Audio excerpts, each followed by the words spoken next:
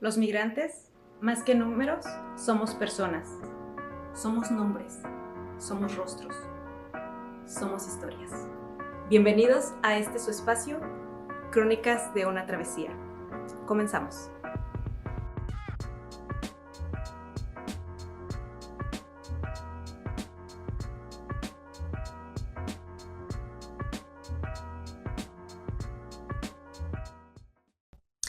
Muchísimas gracias a todos los que nos están visualizando el día de hoy.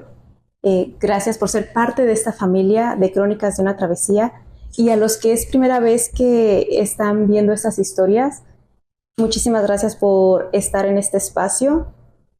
Denle like al video si les gusta, suscríbanse, compartan para seguir creando más contenido como este. El día de hoy, nuestra invitada es una persona que no pierde ese brillo de esperanza.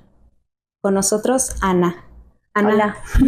Gracias. Muchísimas gracias por compartir tu espacio y por compartir tu experiencia, tu historia con nosotros, tu travesía. Sí, no, gracias a ti y a ustedes por estar aquí y bueno, y este es su espacio también, porque yo creo que cada uno de los que emigramos tenemos una historia que compartir y que tratamos de identificarnos como comunidad internacional, ya que somos, ¿no? y que pues en todas las partes, en todo el mundo, estamos nosotros, los migrantes. Sí. Es un derecho que siempre va a estar con nosotros y que tenemos que pelear por ello. Así que pues bienvenidos a este espacio, gracias de nuevo.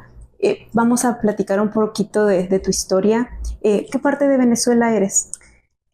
Yo vengo del estado Zulia, de la ciudad de Maracaibo. Allí nací, crecí y bueno, aquí después de 32 años, que fue a la edad que me vine a los Estados Unidos, de allí vengo, de Maracaibo, de la tierra del sol amada.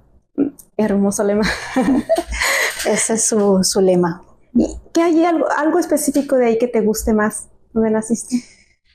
Mira, sí, me gusta su alegría, la alegría de la gente. Nuestra gente es muy dicharachera, muy divertida, muy cómica, todo le saca lo divertido en sus palabras, en sus acciones.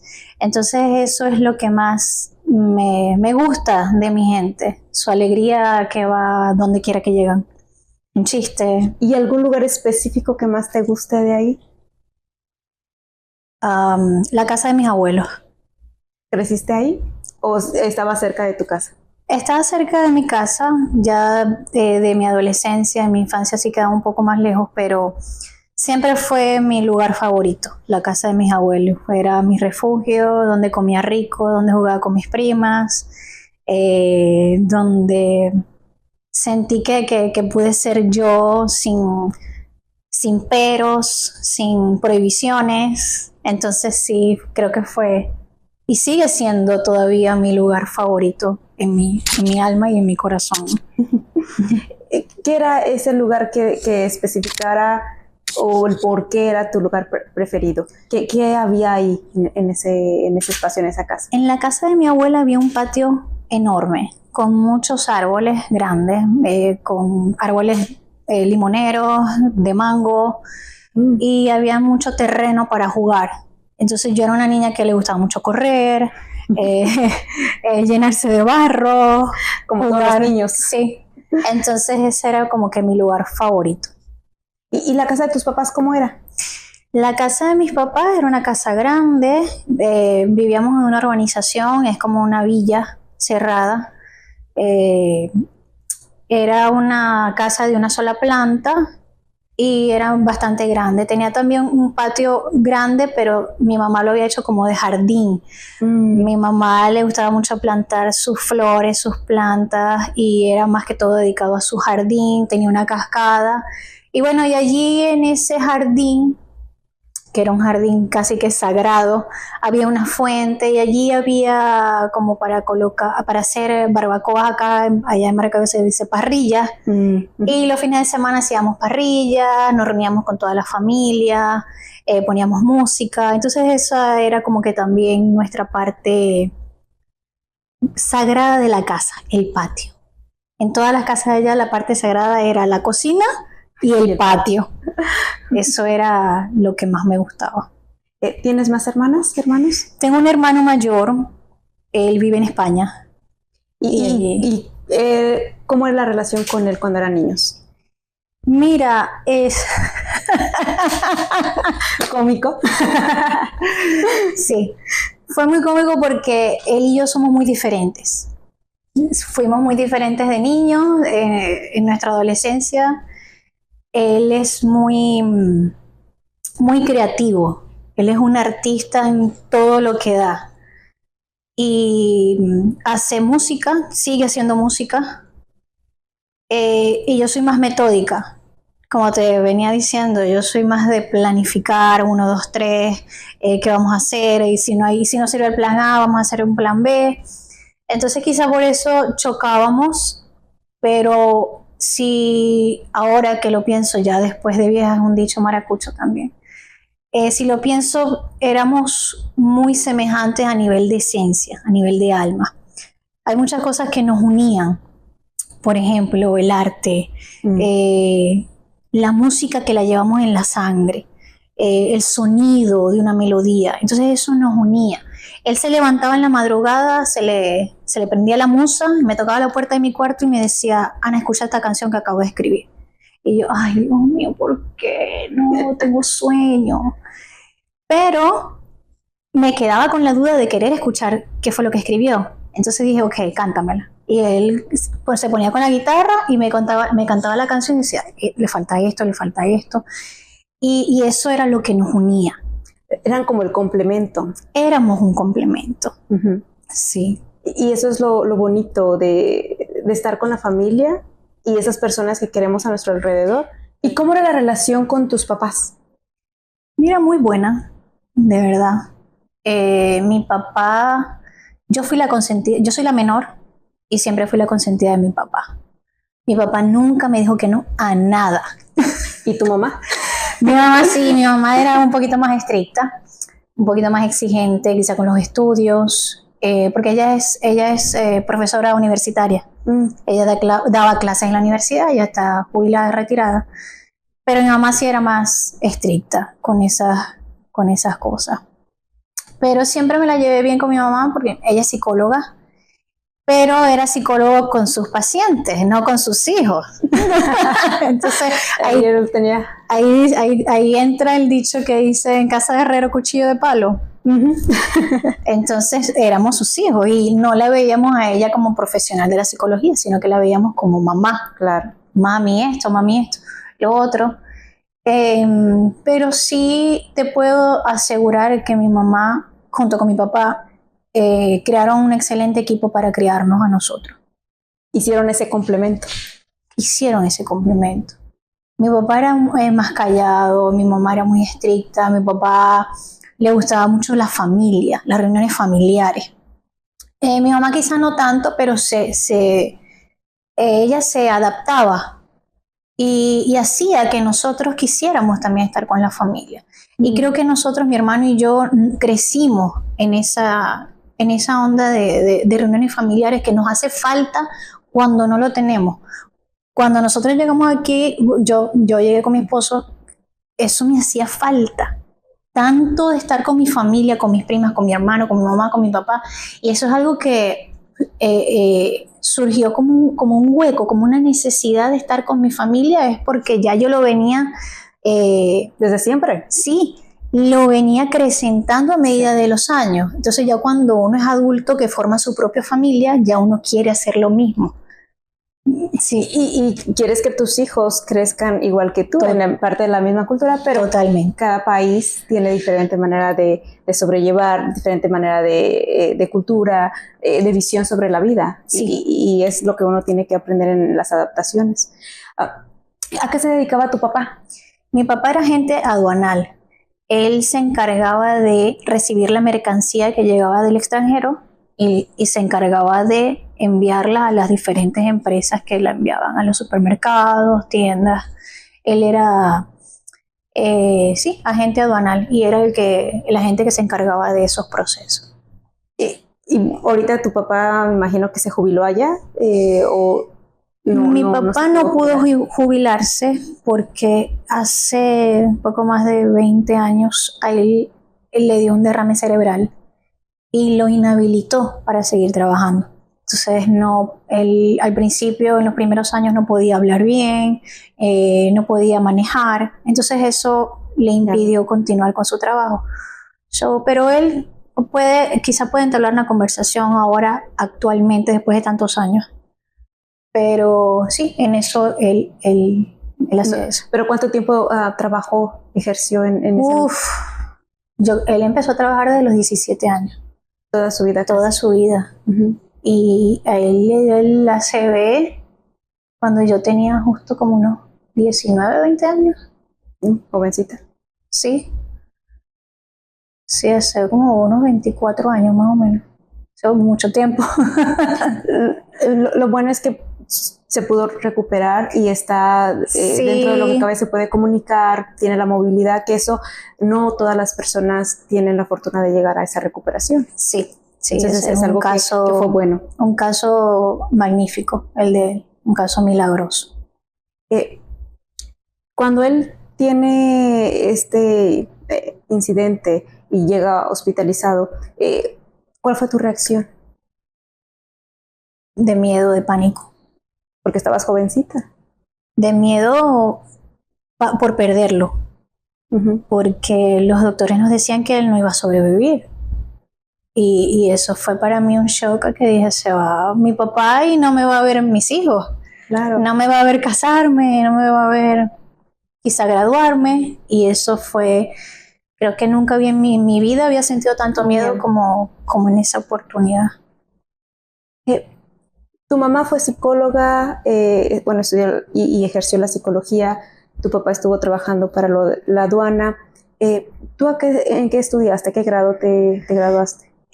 Yo, cuando me gradué del bachillerato, aquí es el high school. Cuando me gradué del bachillerato, yo empecé a estudiar sociología.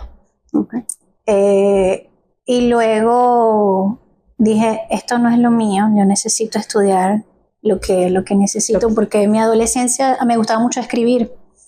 Yo escribía mucho y escribía sobre la espiritualidad en la adolescencia, de 15, 14, 16 años.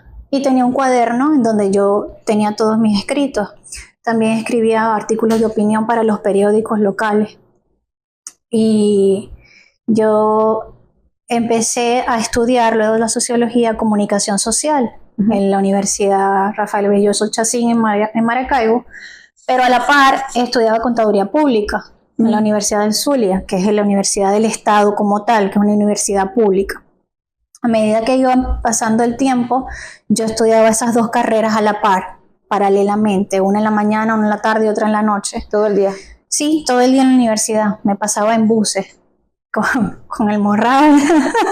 Como estudiante. Tratando de agarrar las monedas para comprar las hojas de exámenes, las exposiciones. Ese fue por varios años mi vida, ¿no?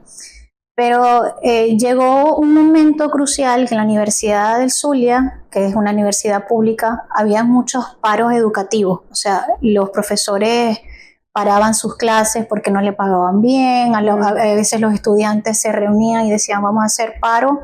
En ese momento, eso fue en el año 2000, 2001. 20 años, más de 20 años. Sí, y yo perdía muchas clases, entonces dije yo necesito continuar con mi universidad para terminar mi carrera. Entonces dejé en quinto semestre, o sea, en la mitad de la carrera de contaduría,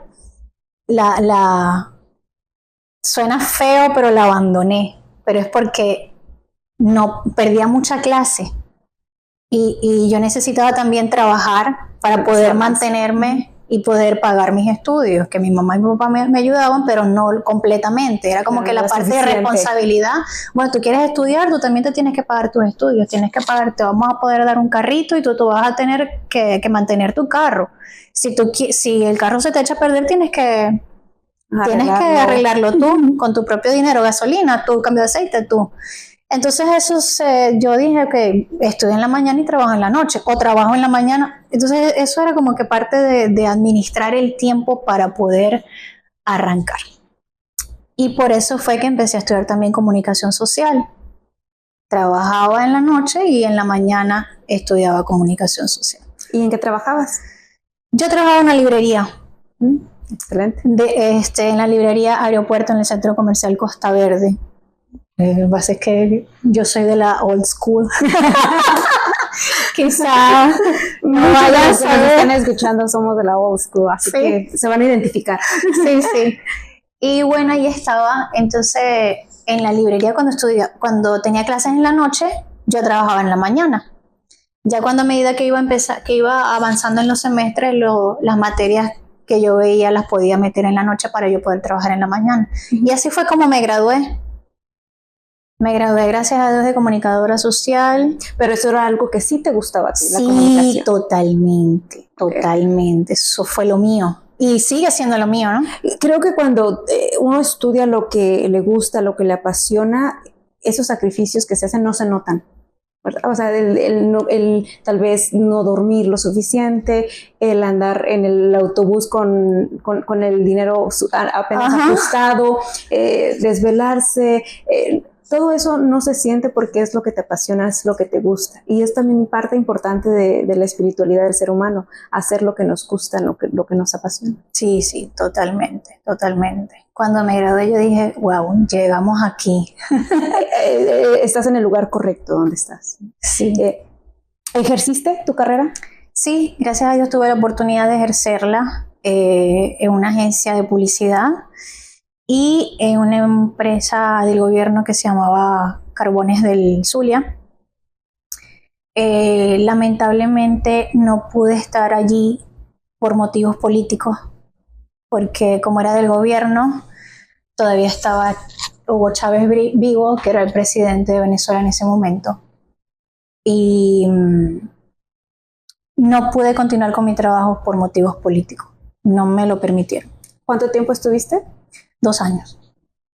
¿Y en ese tiempo, después de los 2 años, qué fue lo que hiciste? Me fui a una agencia de publicidad, en una empresa privada de agencia de publicidad, y ahí estuve por 1 año y medio también. ¿Y qué área te gustó más de los 2 trabajos?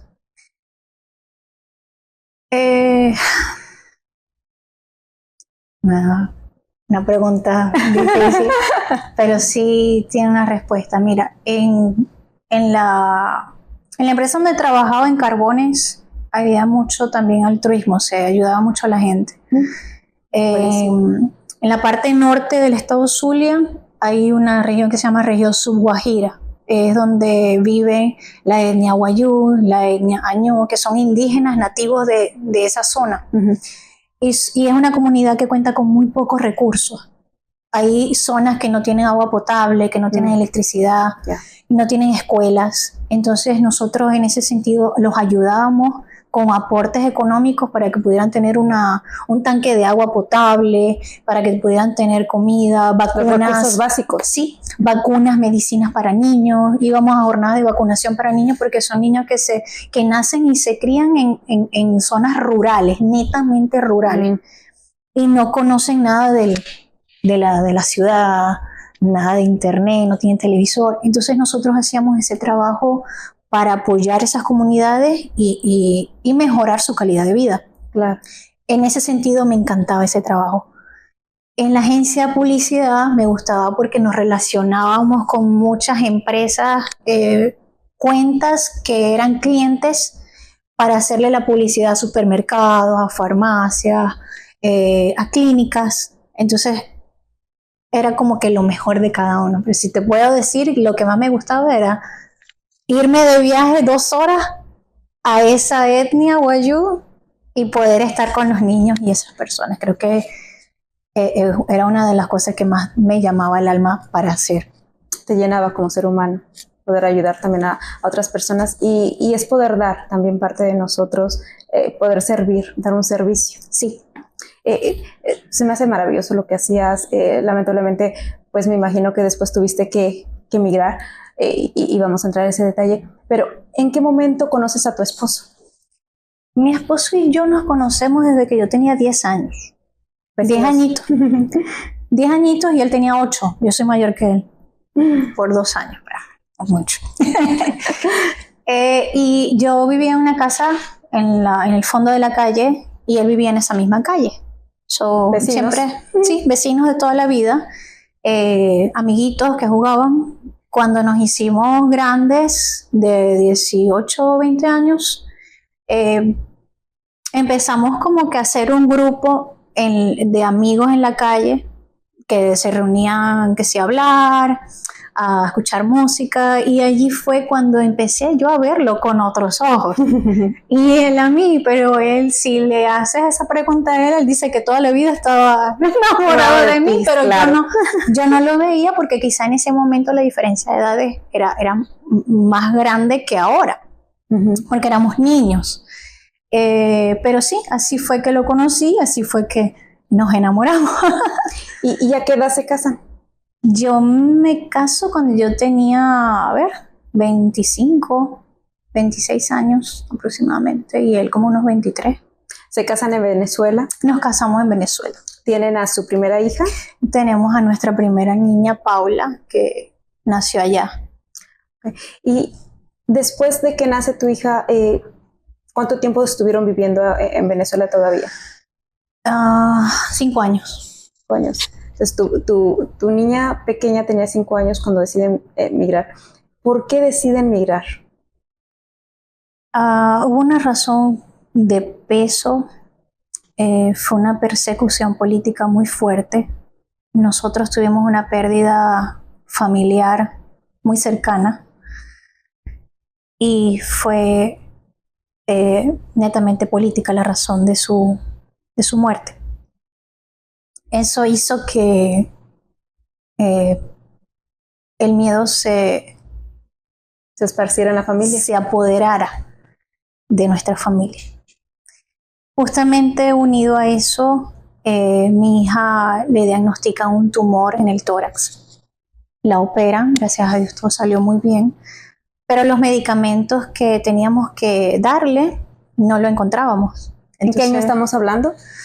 Estamos hablando del año 2008. No, perdón. Estamos hablando del año 2014-2015. Okay. Esos años. 8 años atrás, más o menos. Sí. O 9 años. Correcto. ¿No encuentran los medicamentos que necesita tu hija y tu hija está delicada? Sí. ¿Qué es lo que hacen? Tuvimos que ir hasta Colombia a buscar medicamentos para ella. Luego regresamos a Venezuela, gracias a Dios se mejoró, su postoperatorio fue, gracias a Dios, satisfactorio. Y llegó un momento que dije, no puedo más, no podemos estar aquí. Es nuestra vida la que está en juego, no podemos. Tenemos una niña, tenemos que salir. Y creo que tu hija estaba doblemente en riesgo, ¿no? Por la amenaza política que estaban teniendo de vida y la otra de salud que ella estaba enfrentando. Sí, no podíamos salir de casa porque enfrente de las calles y muchas familias, de hecho si esto lo ven venezolanos, quizá esta historia se pueda repetir en muchas familias que emigraron de Venezuela. Una de las mismas razones. Sí, persecución política, amenazas, era el pan de cada día en Venezuela. No es mentira, es un hecho real que está documentado a través de los años. Había muchas amenazas en la calle, disparos, fuego. ¿Te tocó a ti escuchar? ¿Te tocó a ti ver algo específico? Sí, de primera mano.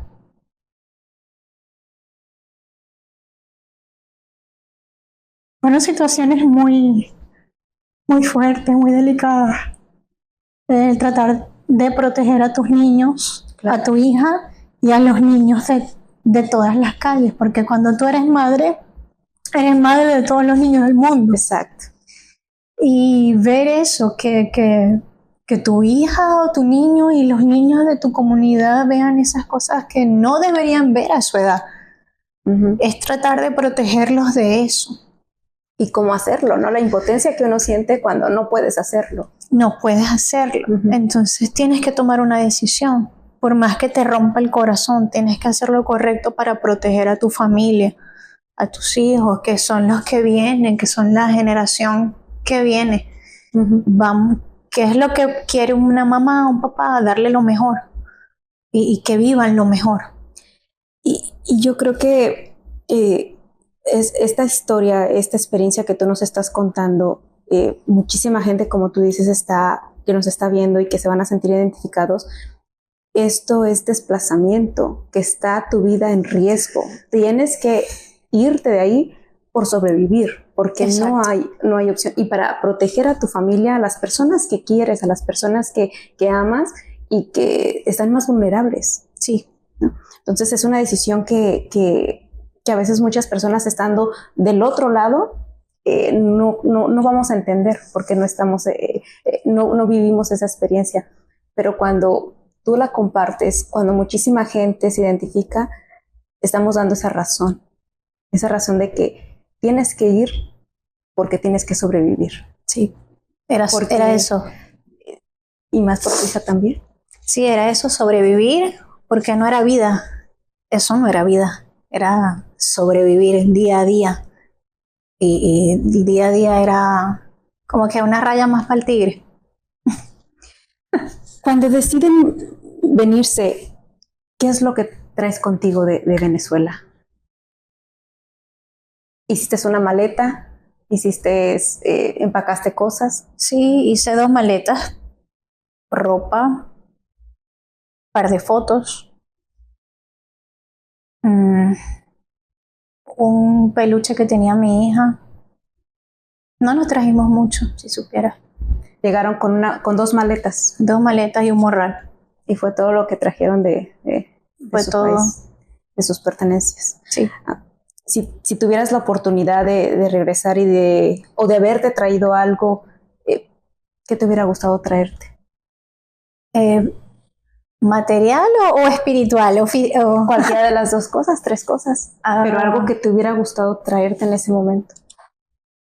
Me hubiera gustado mucho traerme...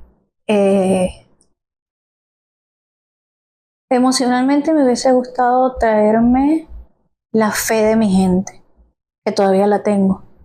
Pero esa fe que te envuelve, que cuando llegas aquí todavía la tienes, pero como que se te bajan los brazos porque es como una comunidad. O sea, cuando tú perteneces a algo, es la alegría, la fe, la esperanza, la devoción mariana. Nosotros seguimos siendo una ciudad que venera mucho a la Virgen de la Chiquinquirá. Es como decir la guadalupana con México. La Guadalupe en México, nosotros es con la Virgen de la Chiquinquirá, la chinita.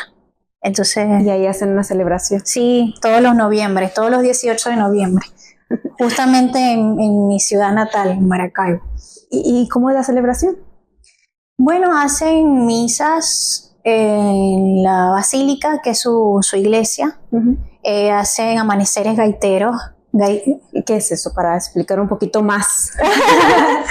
La gaita es un estilo musical, un género musical propiamente del estado Zulia, del estado Zulia, porque hay mucha gente de Cabimas. Cabimas es otra ciudad del estado Zulia. Ciudad Ojeda, Maracaibo, Lagunilla, es un género musical muy autóctono, muy nuestro. Y esas canciones que son dedicadas también a la Virgen y también son dedicadas a manera de protesta política, sirven a nosotros como de pertenencia a nuestro estado. Somos muy regionalistas, somos muy defensores de lo nuestro. Y eso también se asemeja a este estado. Se me asemeja mucho. Y cuando se hacen esas fiestas, muchos grupos gaiteros cantan en honor a la Virgen, en honor a nuestra parroquia. Y eso es lo que hacen, amanecer y amanecen desde las 8 de la noche hasta las 8 de la mañana. Wow, Escuchando música y tocando unos tambores, el otro la charraca, el otro el furro. O sea, es un grupo de musical que está en cada esquina. De la comunidad de ahí de la Sí, por eso somos muy alegres. La música la llevamos, todo es un chiste, todo es, ahí viene este, viene el otro. Entonces es muy alegre nuestra ciudad, muy alegre. Pues parte de eso era lo que te hubiera gustado traerte contigo para esa adaptación al llegar acá. Sí, porque uno se lo trae, se lo trae. Pero extraña todo eso. Sí. No es nada como su propia comunidad, lo que hacías, tu idioma, encontrarte con la persona de al lado, sí. ¿no? Que convivías. Eso, uno no hubiera querido cambiar nunca eso, ¿no? Sí. De habernos podido quedar en nuestros países. Cuando llegas aquí, con 2 maletas, con tu esposo, tu hija, ¿alguien más se vino con ustedes? Mi suegra mi suegra estaba aquí antes. Ellos se vinieron, mi suegra y mi esposo con mi cuñado se vinieron antes, un mesecito antes. Yo me vine con mi cuñada y sus hijos y yo me vine con mi hija. Entonces nos vinimos luego como que para reencontrarnos todos juntos otra vez. Cuando llegan aquí, ¿quién fue la persona o donde llegaron y se les brindó una mano? Mi suegra. Mi suegra fue la que nos abrió ese camino de posibilidades en este país, en el estado de la Florida. Llegamos primero. Y siempre le voy a agradecer en el alma por eso, porque nos abrió las puertas. Claro, vivíamos en comunidad, vivíamos todos en una casa, unos en un cuarto, el otro en un cuarto, y sí se hizo difícil la convivencia, porque aunque seamos familia, siempre hay diferencias. Claro. Pero ese fue como que el primer camino, la primera luz que pudimos ver cuando llegamos a este país. Y cuando llegas acá y hay alguien bueno, ¿dónde pudieron llegar? ¿Hay alguien que les da la mano, que les ayudó, que les apoyó? ¿Cuál fue para ti el gran reto que tuviste? Aparte de, como dices, de estar en un lugar pequeño, la convivencia, donde pues no estabas acostumbrada a eso. Sí. Aparte de ese, ¿qué reto más tuviste? Hay no sé si es algo mío, pero hay un lenguaje subyacente cuando tú entras a una comunidad que no conoces o a una sociedad que todavía estás por conocer. Aunque aquí en este país obviamente se habla en inglés, en el estado de la Florida se habla mucho español, pero hay un lenguaje subyacente que es miradas, comunicación no verbal, comunicación corporal. Claro. Hay cierta jerga que uno no entiende y que quizá por venir de un país latinoamericano no conocemos al 100%, y uno se va adaptando a ese lenguaje a través del tiempo que uno va conociendo y hablando con otras personas.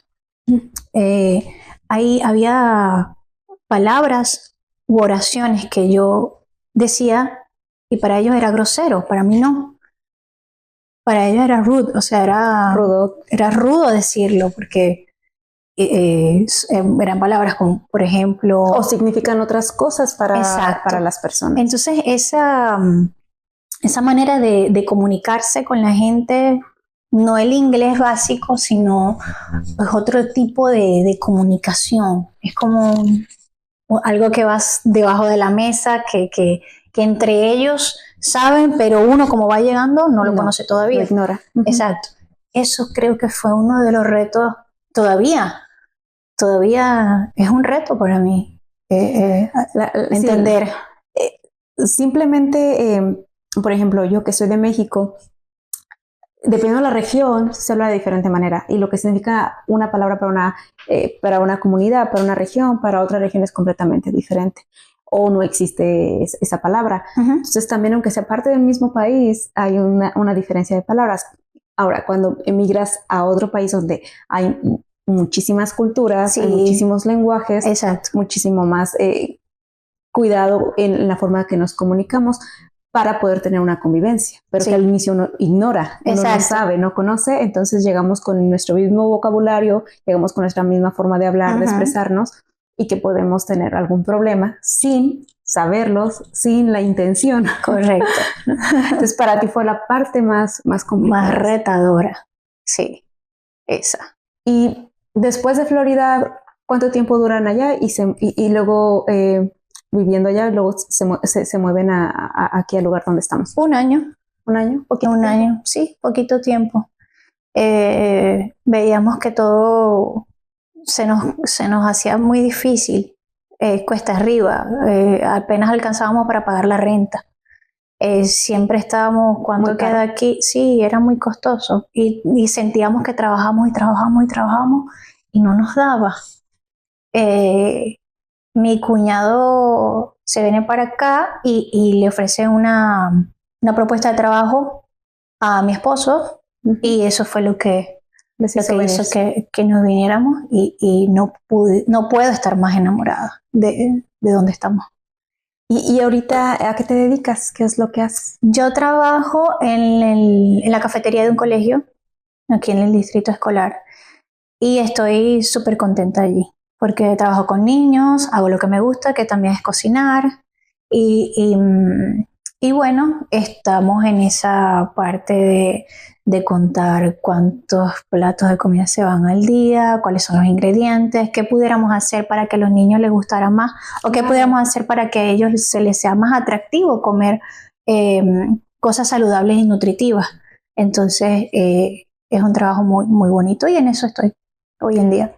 Y aparte, pues tú tienes esa esencia de querer siempre ayudar, de querer aportar algo, y qué mejor manera que aportarlo a nuestros niños. Sí. Que esos niños nos llevan mucha energía, los pequeños nos llevan mucha energía, pero también nos recargan de energía, sí, porque con sus ocurrencias, con su inocencia, con todas las cosas que hacen, creo que servir a los niños es algo de lo más hermoso. Convivir con ellos es un trabajo que es de admiración, de respeto, y que muchísima gente lo disfruta como tú. Sí, es sublime. Exacto. Es sublime. Tú ves cada niño pasar, sus ojitos, ves su energía. A veces a uno no les gusta el brócoli, otros sí. Entonces, bueno, uno trata de batallar con ellos, pero no, bien, súper bien. ¿Qué es ahorita lo que haces para que tú te distraigas? ¿Qué es lo que haces en tu tiempo libre, tu hobby? Me gusta mucho leer. Quizá no cuento con el tiempo que me gustaría para hacerlo. Me gusta también escribir, pero más que todo disfruto mucho ya a esta altura de mi vida. Me gusta mucho estar en contacto con la naturaleza. Siento que en algún momento de la semana necesito estar con un árbol, con la tierra, con el lago, con el agua, con el sol. Necesito, o sea, salir, estar en contacto con el mundo exterior. Eso lo disfruto mucho, y creo que eso es uno de mis pasatiempos, de lo que puedo hacer hoy en día. Y es hermoso disfrutar de la naturaleza, sí, el cuidado. Caminar, trotar, nada más sentarte y ver eso, para mí es súper relajante, y me recarga también de energía para poder continuar la semana de trabajo. Si pudieras regresar a Venezuela, ¿lo harías? Mira, no. Ya no. Aunque pudieras. Aunque pudiera. No, yo no digo que yo nunca digo nunca, porque claro, yo no sé de qué planes tendrá Dios para mí, pero Venezuela no es la que yo dejé, ya. Venezuela no es el país con el que yo crecí, ya ahí es otra realidad. Y si volviera allá, ya yo me sentiría como una extranjera. En su propio país. Precisamente, y así tenemos una frase en nuestro programa que dice precisamente eso: cuando se sientan extranjeros en un país ajeno, recuerden que por alguna razón migraron, por alguna razón, o sea, ya se sentían extranjeros en su propio país, ¿no? Correcto. Por algo estamos teniendo que salir de ello. Entonces, lamentablemente, pues es triste las situaciones personales y las situaciones de nuestros países, pero que primero es el bienestar tuyo y de tu familia. Sí, sí, totalmente. Sí, y yo creo que todos los caminos que se te abren, todas las oportunidades que te da la vida, llámese Dios, lo que cada quien quiera, lo que cada quien crea, ¿no? Todas esas oportunidades tienes que aprovecharlas, porque no sabemos si el día de mañana vamos a estar aquí. No sabemos. No sabemos qué pueda pasar el día de mañana. Entonces, si tienes la oportunidad de hacerlo, hazlo. Exacto. No sé si será bueno o malo, hágalo, porque no sabemos si mañana vamos a estar aquí. Y si es para tu provecho, para tu beneficio, para el tuyo y para tu familia, luz verde. Adelante. Go. Adelante. Sí, porque las oportunidades hay que aprovecharlas, ¿no? A veces las dejamos pasar y ya no vuelven. Ya no regresan. En una sola palabra, si pudieras describir a Venezuela o en una frase, ¿cómo lo describirías? Venezuela es el jardín del Edén, es el paraíso. Ese es mi país. Es hermoso, por donde lo mires. Por supuesto, cada país lo traemos en la sangre, sí, nuestros países. Sí. Venezuela es Cascada, es el Salto Ángel, son las dunas en el estado Falcón, es su selva en el estado Amazonas, es la Gaita en el estado Zulia, es el rayo del Catatumbo en el sur del lago, es el frío de los Andes. Venezuela es el jardín del Edén. Hermoso. Y aquí donde estamos ahorita, ¿qué es lo que más agradeces de este país? Mira, lo que más agradezco, primero que me haya abierto las puertas a mí como muchos inmigrantes. Muchas oportunidades para poder reconstruir tu vida, porque es que tú vienes prácticamente a comenzar de cero y eso no lo haces en cualquier lugar. Este país te da la oportunidad de comenzar de cero y no solamente de comenzar de cero, sino de establecer una vida quizá de la que tú querías vivir. Sí. Y que en tu país quizá no te pudieron dar esa oportunidad. Mi país hubo un momento en que no me abrazó cuando yo lo necesité. Este país lo hizo. Este país me abrazó cuando yo más lo necesitaba. Y no estoy diciendo que no estoy tratando de que un país sea mejor que el otro, no, porque cada país tiene sus ventajas y sus desventajas y problemas distintos, pero los tienen. Pero este país me abrazó en el momento que yo más lo necesitaba y eso lo voy a agradecer en el alma por el resto de mi vida. Es lo que más agradezco de este país. Creo que todas las personas que nos ha abierto la puerta a este país, creo que estamos agradecidos, así como tú. En la misma, estamos en la misma página, porque es donde estás creando tu nueva vida, tus nuevas ilusiones, tus nuevos sueños, estás construyendo todo y está uno lleno de eso. Entonces lo único que podemos dar creo que es gratitud. Sí. Gratitud hacia algo que donde estás viviendo y donde estás obteniendo una seguridad, una paz, una vida. Sí. Que es lo más importante. Y cuando tú vives agradecido, se te abren muchas puertas, vienen muchas cosas nuevas, muchas cosas que quizá tú quisiste hace 5 años y te ves el día de hoy, wow, esto lo quería hace 5 años, me llegó hoy, vamos a darle. Entonces cuando tú vives en esa onda, en esa vibración de agradecimiento, de gratitud, mira, se te abren tantas puertas de luz, ventanas aquí, gente allá por ejemplo, yo estoy agradecida de que tú hayas ido al cumpleaños de mi hija. totalmente agradecida porque eso te trajo aquí. Exactamente. Eso correcto. te trajo aquí, a la sala de mi casa, a compartir un ratico, a conversar. Y te estoy sumamente agradecida porque nos has tomado en cuenta para hacer este proyecto tan hermoso que me parece tan valioso para nuestra comunidad latina, para nuestra comunidad migrante. Y te felicito públicamente y te agradezco por todo lo que estás haciendo. De Muchísimas verdad. gracias. Creo que es eso lo que queremos, es darle voz a toda esta gente que no la tiene, a Sí. todos los que no la tenemos. Entonces, brindarles esa voz para que puedan contar sus historias, sus experiencias, para ser escuchados y para seguir teniendo este movimiento de que los migrantes no solo somos los números, no solo somos un estereotipo, somos más que eso. Sí. Somos personas que podemos dar, que podemos aportar y que tenemos una historia atrás. Sí. Tenemos toda una travesía. A toda esa gente que está en situaciones como tú, de Venezuela o de cualquier otro país que en este momento están pensando migrar o que ya acaban de migrar, ¿qué les dirías tú con tu experiencia, con tu perspectiva? ¿Qué les comentarías? ¿Qué les dirías? Que les diría que se preparen.